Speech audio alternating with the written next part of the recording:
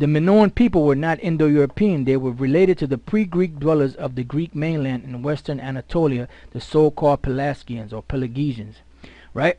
So notice it says here, it was rediscovered, talking about the island of Crete. It was rediscovered at the beginning of the 20th century through the work of the British archaeologist Sir Arthur Evans. Will Durant referred to it as the first link in the European chain. So these are the people that first inhabited Europe. All right, now as we scroll down here to society and culture, it says Minoan men wore loincloths and kilts, and you see those so-called Samoans, you know, the Hawaiians, Samoans, Hawaiians. I can't think of all their names now. The so-called Polynesian people today, the Tongans and all that. You see that they wear what? They wear kilts, they wear loincloths, because that's a part of their dress. Women wore robes that had short sleeves and layered flounce skirts. These were open to the navel, allowing their breasts to be left exposed. And then if you know anything about these islands, like in the movie The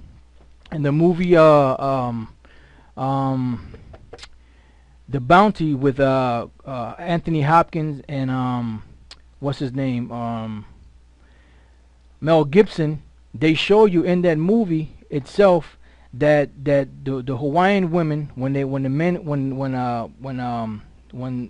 Anthony Hopkins and Mel Gibson and them landed on that island that they were in, they show you that the women, they didn't cover their breasts, and the men had loincloths. Why? Because those are the actual inhabitants that inhabited Europe, and then when they were pushed out, they were forced to move out into those different places.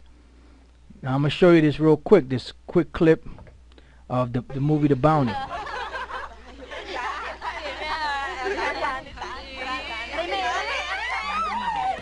See the titties hanging out? See the little skirts that they wearing?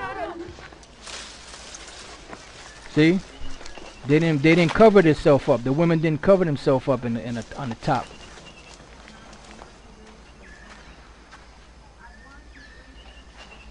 This is a real Japhite right here.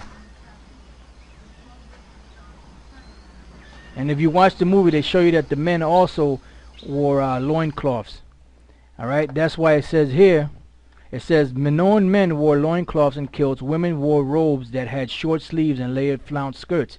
These were open to the navel, allowing their breasts to be exposed. Perhaps during ceremonial occasions, women also had the option of wearing strapless fitted bodice, the first garments known in history, you know, and it gives you the manner of dress that the women had, right? Some of them they still know, some of them they don't know about. It says the Minoan religion focused on female deities with females officiating. The statues of priestesses in Minoan culture and frescoes showing men and women participating in the same sports such as bull leaping led some archaeologists to believe that men and women held equal social status. Inheritance is thought to have been matrilineal. The frescoes include many depictions of people with the genders distinguished by color. So the genders, male and female, were distinguished by what? By color. The men's skin is reddish brown, the women's white.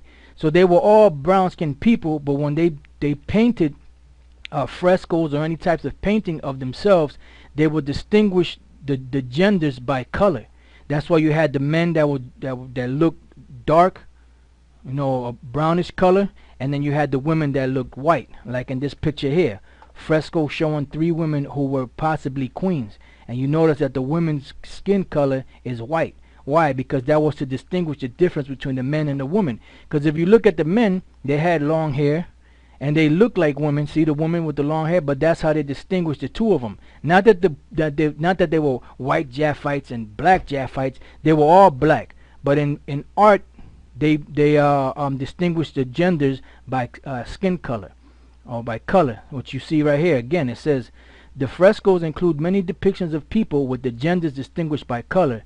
The men's skin is reddish brown, the women's white. Why? Just to distinguish the two genders.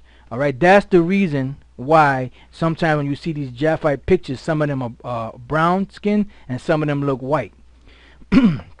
Alright, now I have a little clip here to show you This is sinking Atlantis. They, they bring out some points and they go off on others. So we just want to show you 5,000 years quick. ago, the great civilization of the Minoans flourished on the island of Crete.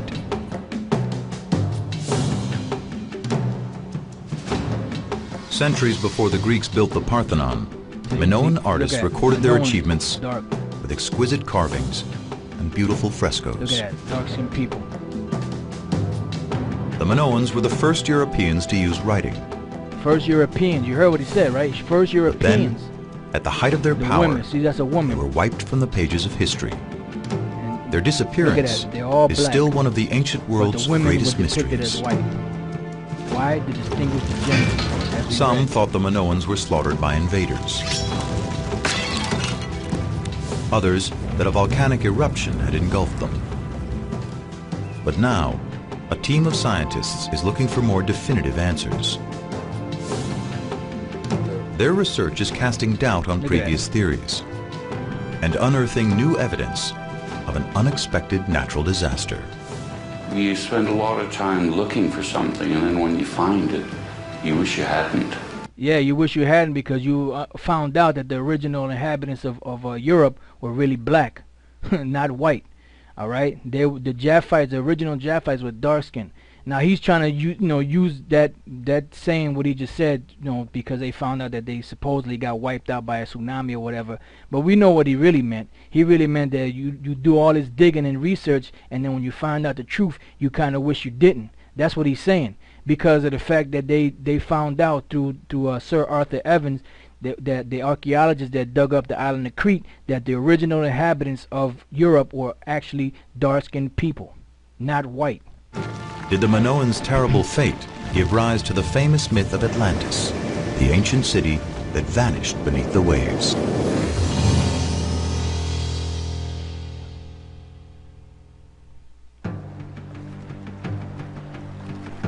More than 2,000 years ago, the Greek historian Plato wrote about Atlantis, the fabled civilization that was swallowed by the sea. But the origins of Plato's story have never been identified. It is only recently that some archaeologists have begun to believe the legend may have started here on Crete. Look at that. They are hoping that scientific investigation can provide an actual link to Plato's ancient folk memory. Look at that. It's an ambitious goal, given that our modern understanding of the Minoans is sparse, culled in large part from Greek myths about monsters and human sacrifice. Now, if you notice, if you notice that some of those pictures, they have kind of like a little bit of straight, kind of curly hair. That's the same type of hair that these Hawaiians, Samoans, Tongans, and all them have, because those are the modern-day Japhites. All right, now this is another picture showing the woman with her breasts out, which is the same way that these women would dress back during that time. I want to read this real quick, then I got a couple of scriptures I'm going to hit. Try to make this lesson as short as possible. But this is you can see it right here, this website here. It's called DNA Analysis Has Cleared Up the Origins of the Etruscans.